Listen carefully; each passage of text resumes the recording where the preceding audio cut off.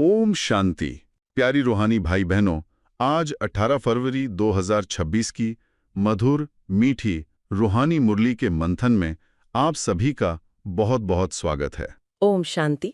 आज तो बाबा जैसे हम सभी बच्चों को प्रीत के सागर की गहराइयों में डुबकी लगवाने ले जा रहे हैं। जी, आज की बातें हैं ही इतनी मीठी।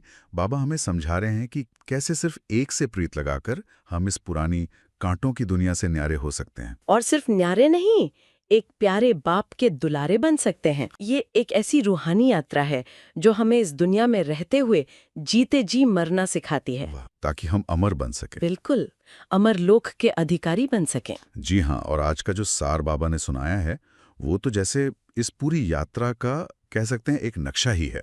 बाबा ने हम मीठे मीठे बच्चों से कहा, उसका सार है, मीठे बच्चे, तुम इस यूनिवर्सिटी में आए हो पुरानी दुनिया से मरकर नई दुनिया में जाने। अभी तुम्हारी प्रीत एक भगवान से हुई है। वाह, एक एक शब्द में जैसे सागर समाया हुआ है। हाँ। पहली ही बात जो बाबा ने कही, तुम इस यूनिवर्सिटी में आए हो। हाँ, मतलब बाबा हमें हमारा सौभाग्य याद दिला रहे हैं कि हम कहाँ बैठे हैं।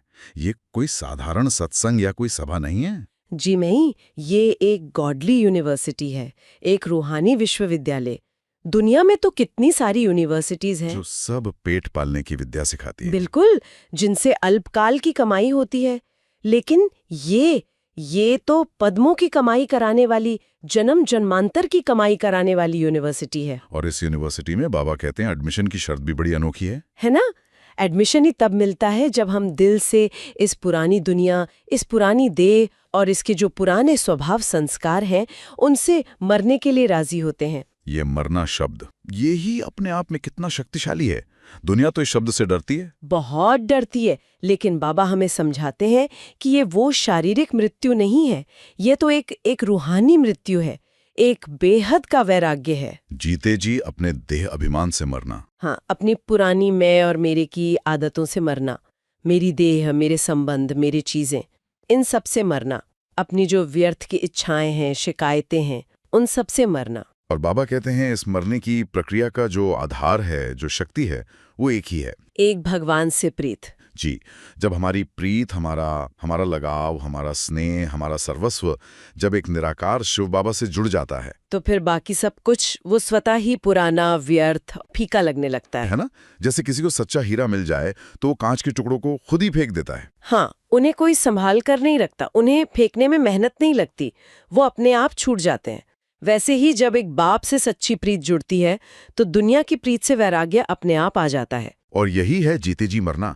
और बाबा कहते हैं यही नई दुनिया में जन्म लेने की पहली शर्त है। और इसी प्रीत की शक्ति से हम साहूकार कैसे बनते हैं, इस पर आज बाबा से एक बहुत ही सुंदर और प्रैक्टिकल प्रश्न पूछा गया। हाँ, प्रश्न था, किस विधि से बाप की याद तुम्हें साहूकार बना देती है? जी, और देखिए बाबा का उत्तर भी उतना ही सहज, उतना ही गहरा। बाबा कहते हैं, बाप है बिंदु, तुम बिंदु बन, बिंदु को याद करो तो साहूकार बन जाएंगे। सोचिए कितनी सरल विधि है। कोई मुश्किल हठ योग नहीं, कोई क्रियाकर्म नहीं, कोई लंबे चौड़े मंत्र जाप नहीं, बस मैं आत्मा जो एक ज्योति बिंदु हूँ, अपने प्यारे बाबा जो परम बिंदु हैं, उनको याद करूं। और जो उदाहरण बाबा ने दिए वो तो कमाल का है। वो एकदम बुद्धि में बैठ जाता है ना?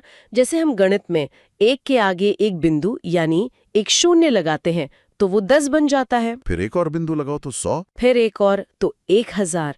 हर बिंदु के साथ उस एक की कीमत, उसकी वैल्यू बढ़ती ही जाती है। बिल्कुल। अकेले एक की तो कोई खास कीमत नहीं, लेकिन उसके आगे जितने बिंदु लगते जाते हैं वो उतना मूल्यवान होता जाता है। बाबा कहते हैं ठीक इसी तरह जब हम आत्मा जो कि एक ज्योति बिंदु है, अपने परम पिता परमात्मा शिव जो ज्ञान के सागर हैं, प्रेम के सागर हैं, परम बिंदु हैं, उन्हें याद करते हैं तो हमारे आध्यात्मिक खाते में हमारी जो जमा की पूंजी है उसमें अनगिनत बिंदु लगते जाते हैं। हर सेकंड की याद एक एक बिंदु है जो हमारे खाते में जमा हो रहा है। इसका मतलब ये हुआ कि बाबा की हर याद से हमारे विकर्मों का खाता विनाश होता है और पुण्य कर्मों का खाता वो जमा होता जाता है। यही हमारी सच्ची कमाई है। दुनिया की कमाई वो तो यहीं रह जानी है। जी, शरीर छूटते ही सब कुछ यहीं कहीं रह जाता है। लेकिन ये जो याद की कमाई है, ये हमें आधा कल्प के लिए यानी पूरे 21 जन्मों के लिए साहूकार बना देती है। सतयुग त्रेता में हम इतने संपन्न होते हैं, इतने भरपूर होते हैं कि वहां दुख या अप्राप्ति का नाम निशान भी नहीं होता। जी हाँ, यही तो सच्ची साहूकारी है। ये बाहर के धन दौलत वाली नहीं। नहीं, ये भीतर की शांति, सुख, शक्ति और पवित्रता से आती है। बाहर की दौलत तो चिंता लाती है, सिर दर्द लाती है। लेकिन ये रूहानी दौलत, ये हमें सर्व चिंताओं से मुक्त कर देती है। आज के महावाक्यों में जो गीत बजा, उसने तो जैसे इस प्रीत की अग्नि को और भी प्रज्वलित कर दिया।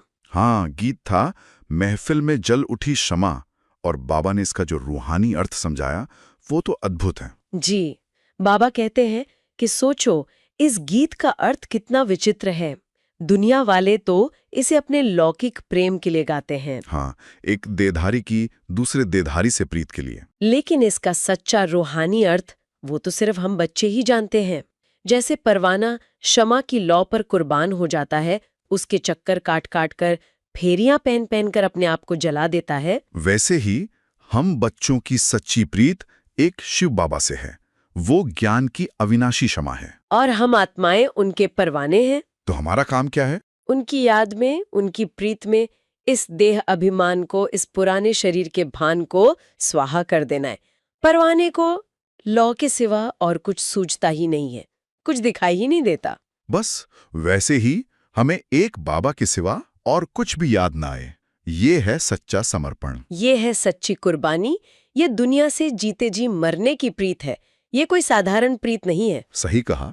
दुनिया में तो लोग जीने के लिए प्रीत करते हैं, लेकिन ये ऐसी अनोखी प्रीत है जो हमें इस पुरानी दुनिया से मरकर बाप के साथ उनके घर परम धाम वापस जाने के लिए तैयार करती है। कितना कितना श्रेष्ठ भाग्य है हमारा। जी, और बाबा ने फिर से स्पष्ट किया कि ये रूहानी विश्वविद्यालय हमें इसी यात्रा के लिए, इसी मंजिल के लिए तैयार करता है। ये हमें पुरानी पतित दुनिया से नई पावन दुनिया में ले जाने का रास्ता बताता है। और रास्ता क्या है? इतना सहज।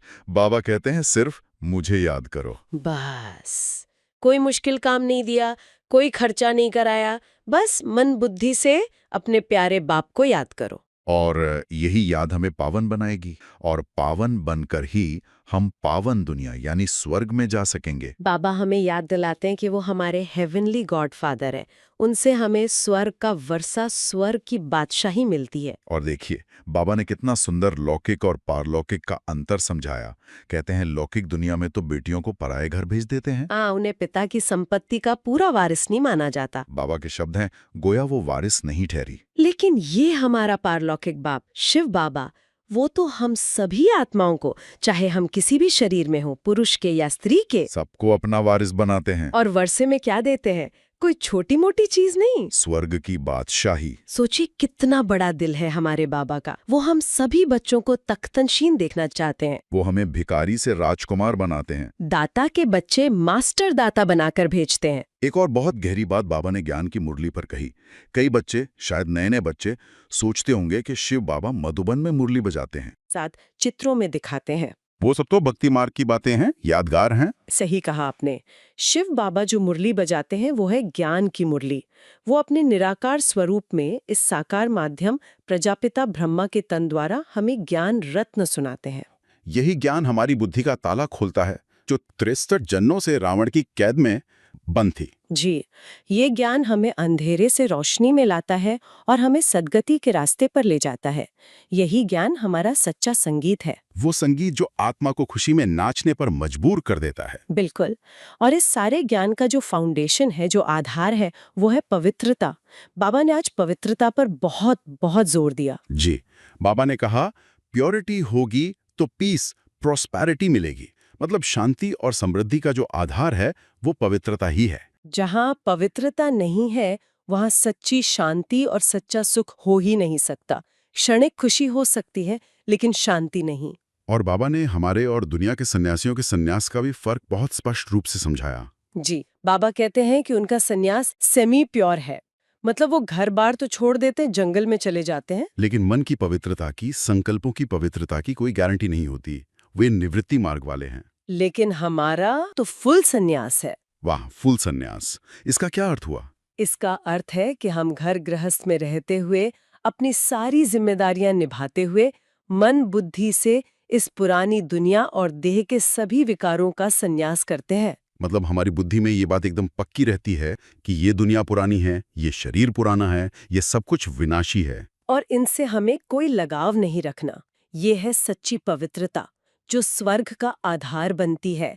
हम प्रवृत्ति में रहते हुए कमल पुष्प समान पवित्र रहते हैं। आज बाबा ने धंधे की बात भी बहुत सुंदर रीति से की। बाबा कहते हैं, धंधे सब में धूल, बिगर धंधे नर से नारायण बनने के। और फिर बाबा कहते हैं, ये धंधा कोई विरला ही करता है। कितना मार्मिक इशारा है।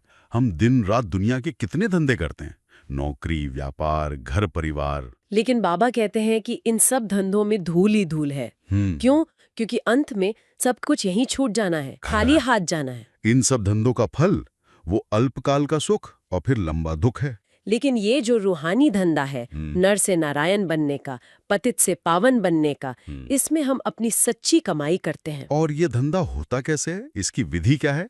ये धंधा होता है ट्रस्टी बनकर, बाबा का बनकर, देह सहित अपना सब कुछ बाप को अर्पण कर देना। बाबा, ये तन, ये मन, ये धन सब आपका है। आप जैसे चलाओ वैसे हम चलें। जब हम इस निश्चय से चलते हैं तो हमारा हर सांस, हमारा हर संकल्प, हमारा हर कर्म वो सच्ची कमाई बन जाता है। यही कमाई हमारे साथ चलेगी। बाबा कहते हैं, दुनिया वाले खाली हाथ जाते हैं, तुमको भरतू हाथ होकर घर जाना है। वाह, भरतू हाथ, ये शब्द ही कितना शक्तिशाली है।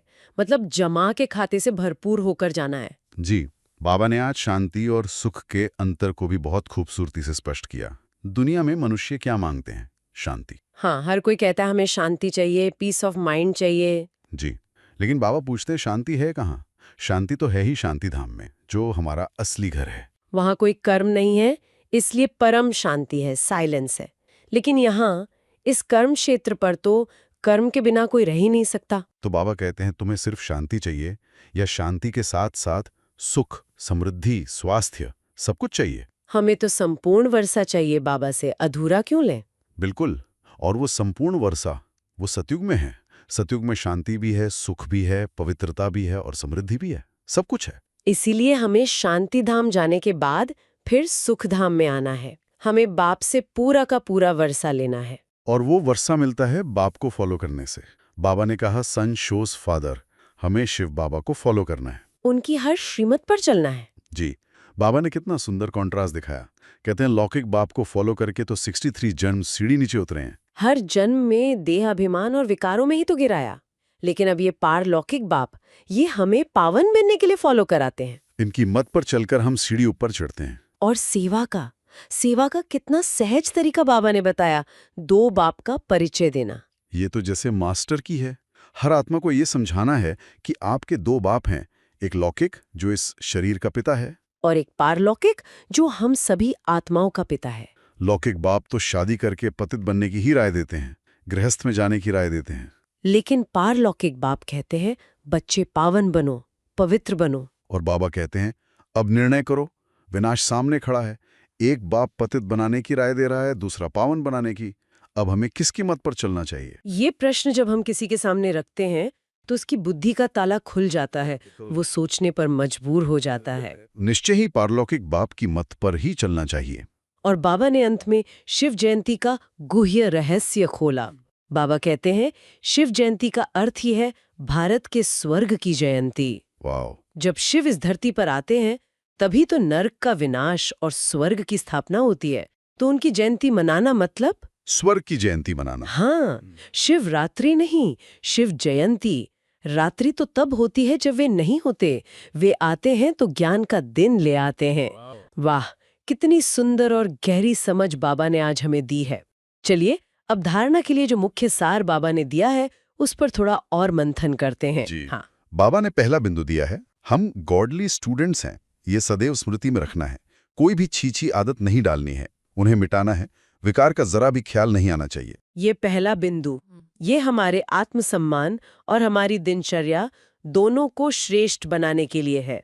बाबा हमें याद दिला रहे हैं कि हम कोई साधारण व्यक्ति नहीं हैं। हम ईश्वर के विद्यार्थी हैं, गॉडली स्टूडेंट्स। जी, जब ये स्मृति पक्की रहती है तो हमारा हर कर्म, हर संकल्प, हर बोल वो स्वतः ही श्रेष्ठ हो जाता है। जैसे एक मेडिकल स्टूडेंट को हमेशा याद रहता है कि उसे डॉक्टर बनना है, तो उसका चलना फिरना, उसका बोलना सब वैसा ही मर्यादित हो जाता है। वैसे ही हमें याद रहे कि हम देवता बनने वाले हैं, विश्व के मालिक बनने वाले हैं। और बाबा ने कहा कोई भी छीछी आदत नहीं डालनी है। ये छीछी शब्द बाबा कितने प्यार से इस्तेमाल करते हैं, है ना?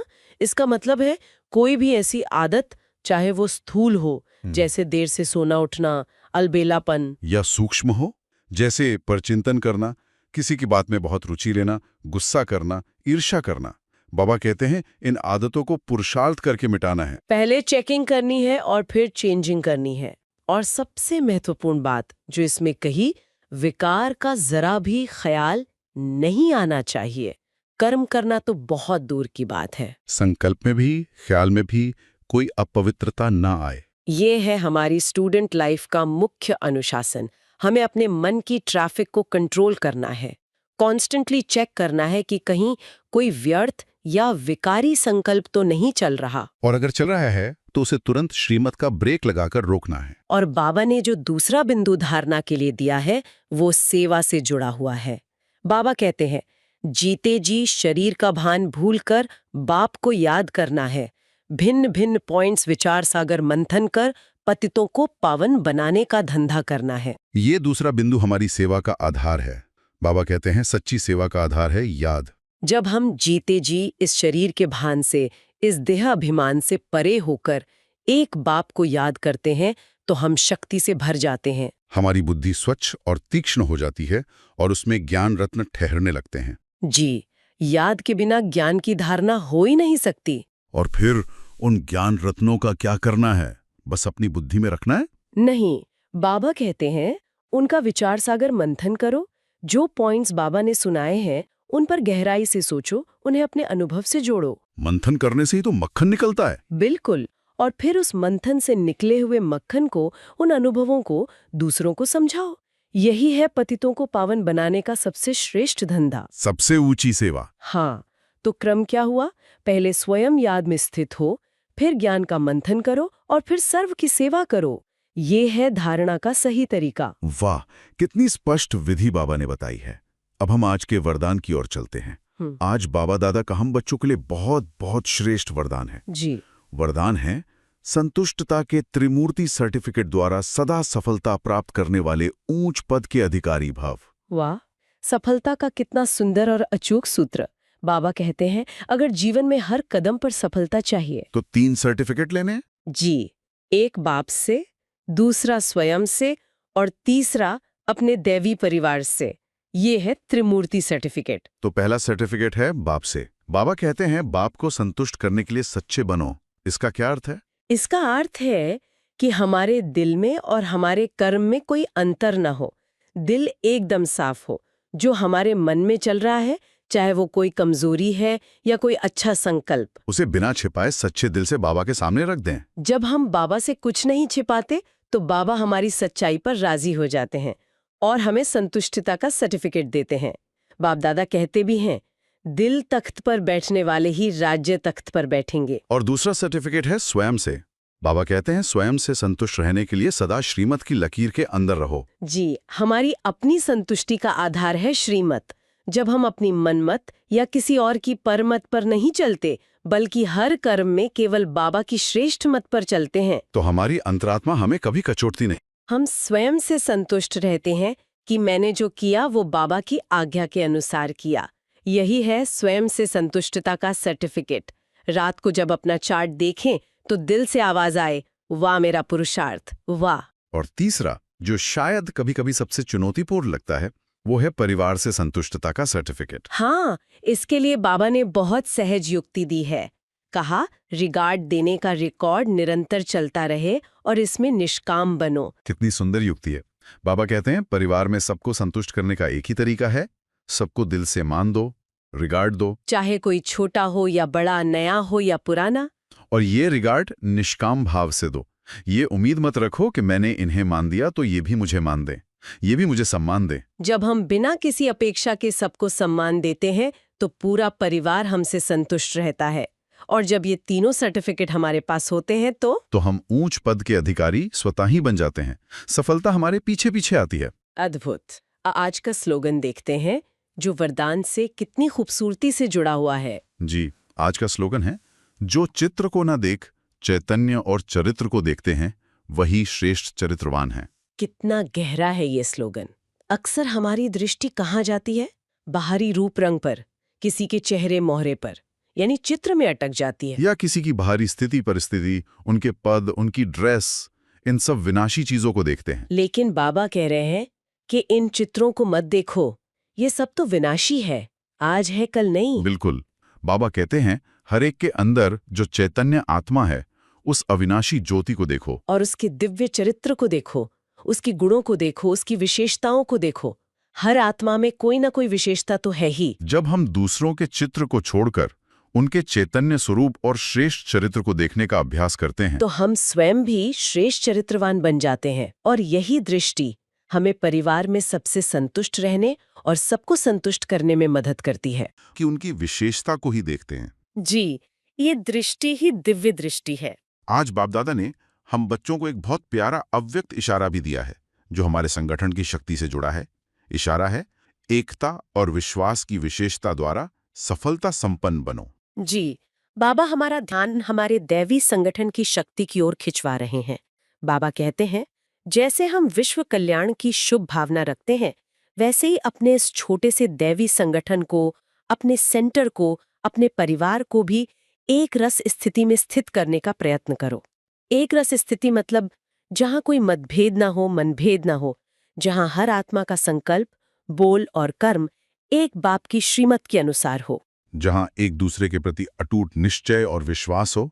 जी, जब हमारे संगठन में ये एकता और एक रस स्थिति प्रत्यक्ष रूप में दिखाई देगी, तो दुनिया वालों को साक्षात्कार होगा कि सचमुच ईश्वरीय परिवार है।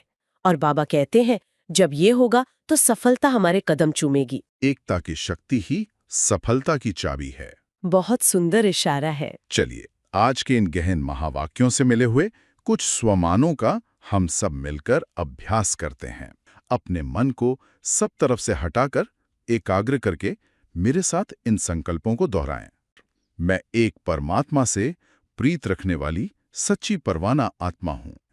मैं बाप की याद से अपने जमा का खाता बढ़ाने वाली साहूकार आत्मा हूँ। मैं नर से नारायण बनने के रूहानी धंधे में सफल आत्मा हूँ। मैं पवित्रता, शांति और सुख के संपूर्ण वर्षे की अधिकारी आत्मा हूँ। मैं संतुष्टता के त्रिमूर्ति सर्टिफिकेट होल्डर, ऊंच पद की अधिकारी आत्मा हूँ। ओम शांति। आज बाबा ने हमें प्रीत की एक ऐसी नई परिभाषा सिखाई है जो इस दुनिया की समझ से, दुनिया की कल्पना से बिल्कुल परे है। एक से प्रीत जो हमें इस पुरानी दुनिया की हर जेल से, हर बंधन से मुक्त कर देती है। ये प्रीत ही हमारी याद की यात्रा का आधार है। यही हमारा पुरुषार्थ है। और यही वो शक्ति है जो हमें आधा कल्प के लिए सर्व प्राप्तियों से संपन्न कर देती है। ये मरने की नहीं, बल्कि अमर बनने की प्रीत है। हमें बस इस एक प्रीत की लौ में सदा लवलीन रहना है। अगर आज के मंथन से आपको कोई विशेष प्रेरणा, कोई गहरा अनुभव या कोई विशेष स्वमान का अभ्यास दिल को छू गया हो, तो उसे अपने जीवन में धारण करने का पुरुषार्थ जरूर करें और दूसरों को भी प्रेरित करें। आप चाहें तो अपने विचार या अनुभव कमेंट में साझा कर सकते हैं, ताकि अन्य रूहानी भाई बहनों को भी उससे शक्ति मिले। याद रखें, हमारा हर शुभ संकल्प, हमारी हर श्रेष्ठ स्मृति ही विश्व कल्याण की सबसे बड़ी सेवा है। ओम शांति। ओम शांति।